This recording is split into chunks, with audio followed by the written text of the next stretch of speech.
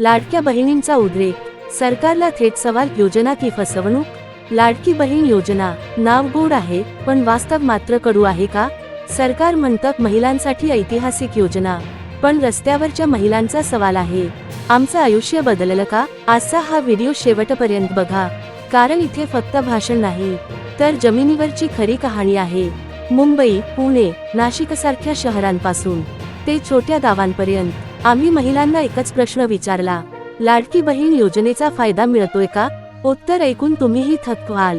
कोणी म्हणतं नाव नोंदवलं पण पैसे आलेच नाहीत, कोणी म्हणतं दस्तऐवज मागतात पण मार्गदर्शन नाही, आणि काही जणी तर थेट म्हणाल्या, निवडणुकीपुरतीच ही योजना आहे. एका वृद्ध महिलेनं थेट सवाल केला, आमचं घर चालवायला काय मिळालं?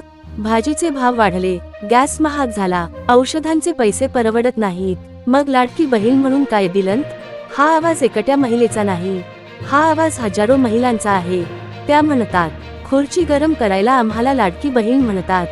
सरकारकडून वारंवार सांगितलं जातं, महिलांना आर्थिक आधार देणारी योजना, पण वास्तव काय सांगतं? अर्ज प्रक्रिया गुंतागुंतीची, माहितीचा अभाव, स्थानिक पातळीवर दुर्लक्ष, लाभार्थी यादीत नाव नाही. मग प्रश्न पडतो, योजना कागदावर भारी पण जमिनीवर अपयशी? निवडणुका जवळ आल्या की महिलांसाठी योजना जाहीर होतात, पण निवडणुका संपल्या की त्या योजनांचं काय होतं? हा प्रश्न विचारणं चुकीचं आहे का? लोकशाहीत प्रश्न विचारणं हा हक्क आहे, आणि महिलांचा आवाज दाबता येणार नाही. आज आम्ही जे दाखवलं ते कुणाविरुद्ध नाही, पण सत्याच्या बाजूने आहे. जर योजना खरंच महिलांसाठी असेल, तर तिचा फायदा प्रत्येक गरजू महिलेला मिळायलाच हवा.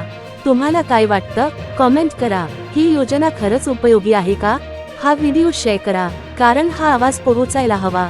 आणि अशाच ग्राउंड रियालिटीसाठी अति व्हायरल चॅनेल सबस्क्राईब करा.